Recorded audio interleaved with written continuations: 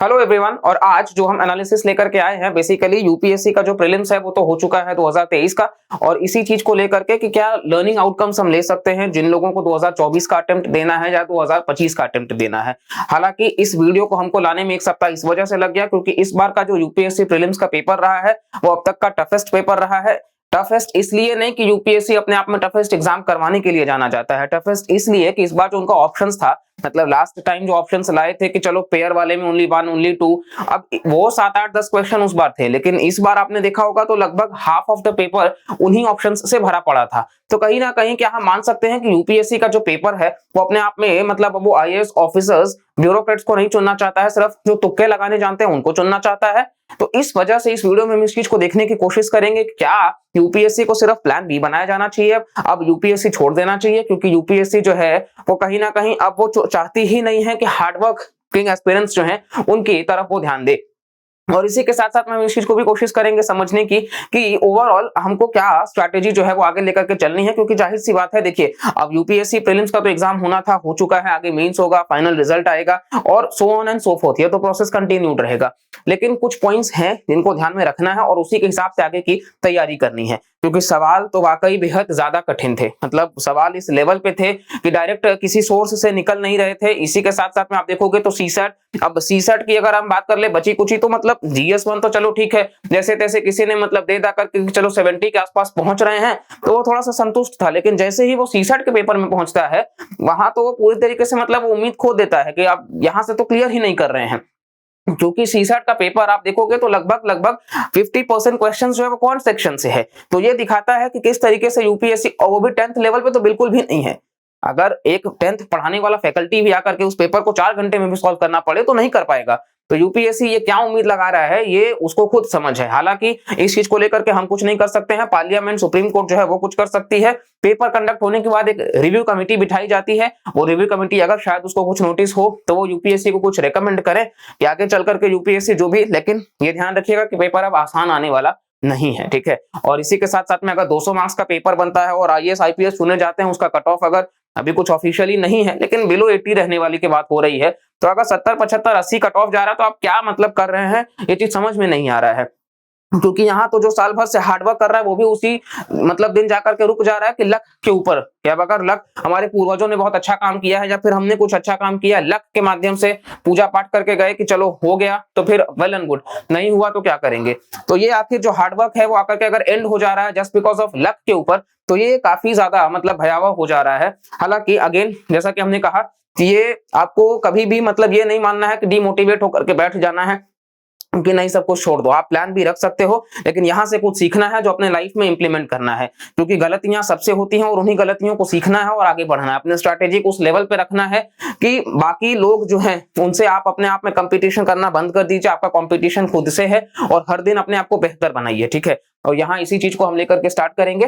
तो पहला पॉइंट जो आपको ध्यान रखना है कि shortcuts in GS won't work. अब आप पहले मतलब क्या होता था कि कुछ इंपॉर्टेंट टॉपिक्स के पीछे लोग भागते थे, ये इंपॉर्टेंट टॉपिक बता दो, वो इंपॉर्टेंट टॉपिक बता दो। अरे मेरे भाई, इंपॉर्टेंट टॉपिक तो बाद में आता है, पहले आपको पूरा का पूरा होलिस्टिक अंडरस्टैंडिंग जो है वो करना होगा। अब अगर सिर्फ आप इंपॉर्टेंट टॉपिक्स के चक्कर में रहोगे, 1 महीने की स्ट्रैटेजी, 6 महीने की स्ट्रैटेजी, 1 सप्ताह की स्ट्रैटेजी, वो वर्क नहीं करने वाला है। ये तो फॉर श्योर है कि वो वर्क नहीं करने वाला। अब आपको कंसिस्टेंटली पूरे साल सिंसियरली पढ़ाई करनी होगी, ठीक है। आपको कॉन्सेप्ट बिल्डिंग पे काम करना होगा, सबसे इंपॉर्टेंट है। तो इसीलिए आपका ये तुक्केबाजी, एलिमिनेशन, ये भी यूपीएससी ने ना के बराबर कर दिया है, बहुत कम ला करके कर दिया हो। और वो भी अगर आप देखोगे इस साल तो 8-10 क्वेश्चन जो था उसके लिए भी आपका पेशेंस होना चाहिए, माइंड का बहुत कामनेस के साथ में आप उस काम को कर सकोगे, तभी ये चीज हो पाएगा। तो पहला चीज तो जो जीएस में शॉर्टकट्स होता था कि आपको ये पता है पॉजिटिव स्टेटमेंट्स है या नेगेटिव स्टेटमेंट्स है तो एलिमिनेशन से आप आंसर तक पहुंच जाते थे, वो भी काफी हद तक मिनिमाइज हो चुका है।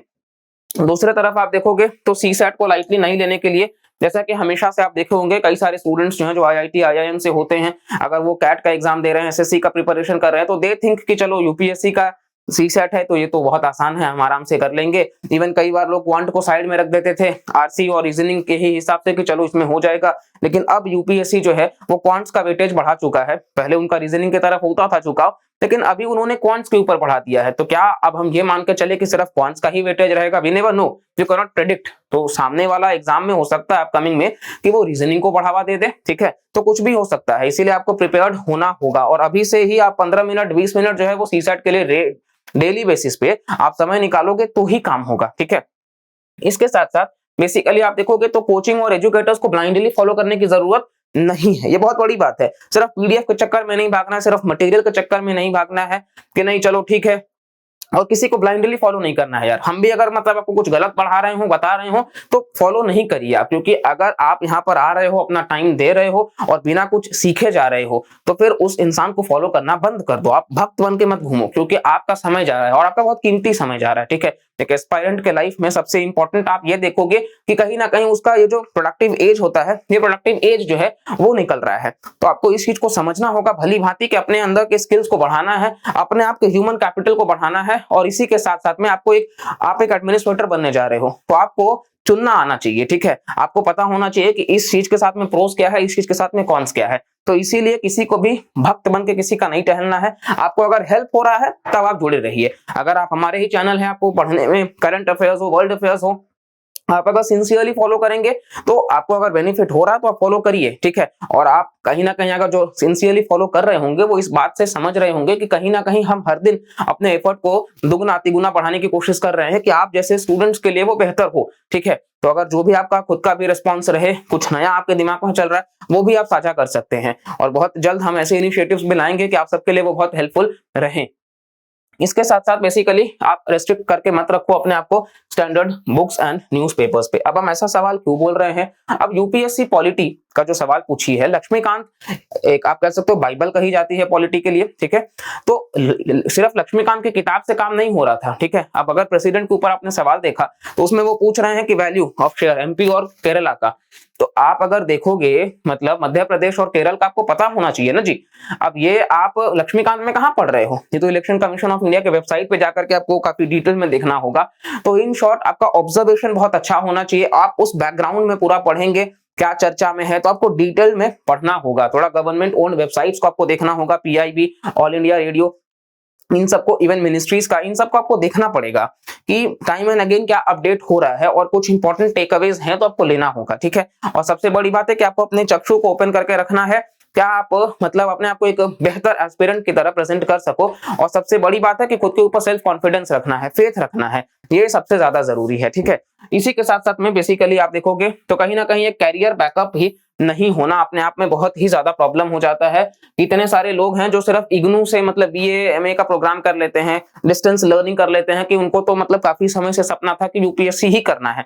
बहुत अच्छी बात है आप यूपीएससी करना चाहते हैं, लेकिन यूपीएससी अब कहीं ना कहीं बेलगाम घोड़ा की तरह भाग रहा है। आप उसके पीछे अगर दौड़ते रहोगे तो वो बहुत आगे निकल जाएगा और आप देखोगे कि आप उसको भी नहीं पकड़ पा रहे हो और आप पीछे भी नहीं आ पा रहे हो। तो वैसा आपको नहीं करना है, ठीक है। आप बिल्कुल तैयारी बनाए रखिए, लेकिन साथ साथ में प्लान भी रखिए। आप अपने आप को टेक्निकल डिग्री के साथ में या फिर अपने स्किल्स को बढ़ाइए, ठीक है। और वो स्किल्स आपके पास रहेगा तो आपको एक बेहतर जॉब हमेशा आप रेडी रहोगे। तो आपके दिमाग में वो प्रेशर नहीं रहेगा कि चलो कोई नहीं, सिर्फ यही है। अभी आप क्या है कि ये काम कर रहे हो, उसके बाद में भी आप अपनी तैयारी जारी रख सकते हैं।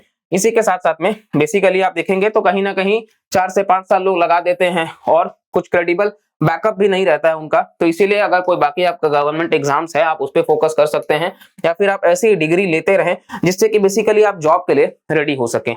तो सबसे जरूरी बात हम यही आपसे साझा करना चाहते हैं, सीसैट को भी आपको हल्के में लेने की जरूरत नहीं है। आपका जो स्टैंडर्ड सोर्सेस है आप उसको पढ़ते रहिए, रिवीजन करते रहिए, क्वेश्चंस को उस लेवल पर सॉल्व करते रहिए। देखिए प्रीवियस ईयर क्वेश्चंस आज के टाइम पे आप कहोगे तो वो बहुत बड़ा पाथ नहीं है, जस्ट बिकॉज कि प्रीवियस ईयर क्वेश्चंस एक आपको एनालिसिस दे सकते हैं। अब यूपीएससी पिछले 2 साल से आप कह सकते हो कि नेक्स्ट लेवल का पेपर बना रहा है, तो आपको उस चीज को समझना होगा कि आपका इंटरेस्ट भी कितना है। क्योंकि यूपीएससी आप इसलिए नहीं बनना चाहते हो कि आपको पावर, प्रेस्टीज, पैसा, वो अब शायद वर्क ज्यादा नहीं करेगा। अगर आपके पास में पैशन होगा तभी आप जुड़े रहेंगे। और सबसे बड़ी बात है कि बहुत ज्यादा डिमोटिवेटेड बहुत सारे लोग हैं प्रीलिम्स के बाद में, एज यूजुअल कई सारों का भी हो रहा है कि जीएस में मतलब अच्छा आ रहा है, सीसेट में नहीं आ रहा है। तो हम उन सबसे सिर्फ इतना कहना चाहते हैं कि ये वक्त जो है वो अपने आप को संभालने का है, गिरना नहीं है, आपको उठना है, लड़ना है और वापस से आगे बढ़ना है और अपने सपनों को साकार करना है। अगर वाकई आपके अंदर जुनून है, जिद है, आप बिल्कुल कर सकते हैं, ठीक है। आपको बस इतना याद रखना है कि अगर आप नहीं तो कोई नहीं। ये बात याद रखिएगा कि लियोनेल मेसी जो है वो काफी समय से चाहते थे कि फीफा वर्ल्ड कप उनको मतलब उनके कंट्री के लिए वो खेले और जीते, और ये उनका कब हुआ, जब वो अपना अंतिम मैच खेल रहे थे। बिल्कुल वो सपना पूरा हुआ ना जी। तो उसी तरीके से प्रयास हमेशा जारी रखना है, हमें हार नहीं माननी है, ठीक है। जितना भी हम कर सकते हैं मेहनत उतना ईमानदारी से करेंगे, कोई नेगेटिविटी लेकर के नहीं चलना है। वो टफ हो रहा है, हमको अपने ऊपर, अपने आप के ऊपर काम करना होगा, अपने आप को और बेहतर बनाना होगा, और उसके लिए जितना हम विजन आईएएस से आपको सपोर्ट कर सकेंगे बिल्कुल करते नजर आएंगे। जो भी हमारा कंटेंट होगा वो और ज्यादा हम रिफाइंड लेकर के आते रहेंगे, ताकि हमारे स्टूडेंट्स को बेनिफिट हो सके। और अगर आपको जरा भी बेनिफिट होता है तो आप मैक्सिमम लोगों तक शेयर करिए। आप सिर्फ इतना करिए कि आप मैक्सिमम लोगों तक शेयर करिए। कई सारे वीडियोस हमारे पड़े हैं चैनल पे जो आप फुल वॉच टाइम इस पे नहीं आता है, तो आप सबसे एक रिक्वेस्ट है कि पूरा वीडियो को देखिए, आपको समझ आएगा कि कहीं ना कहीं हम इस बात को क्यों बोल रहे हैं। आपको काफी कुछ मतलब इस पूरे वीडियो को जब आप देखेंगे तो आपका काफी ज्यादा जो है वो ज्ञान भी बढ़ेगा। और सबसे बड़ी बात है कि किसी भी तरीके से अगर आपको समस्या है पर्सनल लाइफ से लेकर के किसी भी तरह से, आप कमेंट सेक्शन आपका हमेशा हमारे भाइयों के लिए, हमारे बहनों के लिए, सबके लिए ओपन है। आप आकर के पूछ सकते हैं, जो भी हम डाउट रिजॉल्व कर सकते हैं, क्योंकि बेशक आपके मन में कई सारे सवाल उठ रहे होंगे, आप उसको भी रिजॉल्व कर सकते हैं। क्योंकि यहाँ हो सकता है किसी के माता पिता बचपन से वो सपना देखे, वो एक प्रेशर बनाए, तो वैसा आपको प्रेशर नहीं लेना है, आपको समझना होगा इस चीज को। और साथ साथ में कुछ भी अगर हम हेल्प कर सकते हैं तो बेशक आप पूछ सकते हैं, ठीक है। हमारा इसी संदेश के साथ में इस वीडियो को हम एंड करेंगे, और बस आप सबसे इतना कहना चाहते हैं कि इस तिरंगे की शान के लिए हमें बस बेहतर करना है, ठीक है। तो इतना मेहनत करना है कि हम अपने आप को कुछ बेहतर इंसान बना के रख सके। एक आईएएस ऑफिसर जरूरी नहीं है कि वही सिर्फ देश का सेवा करता है, आप अपना बेस्ट करिए, आप अपनी पढ़ाई सिंसियरली करिए, वो मिले ना मिले, लेकिन आपको नाम उससे बेहतर बनाना है। फॉर एग्जाम्पल आप देखेंगे तो फॉर्मर प्रेसिडेंट जो है हमारे देश के रामनाथ कोविंद जी, एक समय वो भी यूपीएससी एस्पिरेंट थे, लेकिन नहीं हुआ तो आज प्रेसिडेंट बन गए। एपीजे अब्दुल कलाम साहब, तो कहीं ना कहीं आप देखोगे वो पायलट बनना चाहते थे, लेकिन भारत के तीनों फोर्सेस के चीफ बन गए। तो आपको एक बात ध्यान रखिएगा कि जो होता है बहुत अच्छे के लिए होता है, जो हो रहा है ठीक है। आगे से अपने आप को वापस से तैयार करिए, लड़िए, और जितना बेस्ट हो सकता है अपनी पढ़ाई को जारी रखिए, ठीक है। यही सिर्फ कहना था। मिलते हैं लेक्चर में, अगले वीडियोस को सिंसियरली फॉलो करते रहिए, ये इंपॉर्टेंट संदेश पहुंचाना था इस वीक का। तो इसीलिए बाकी वीडियोस जो भी चैनल पे हैं उनको भी देखते रहिए और रिवाइज करते रहिए। कुछ भी रहता है तो कमेंट सेक्शन में पूछ लीजिएगा। चलिए मिलते हैं, bye bye, take care and जय हिंद।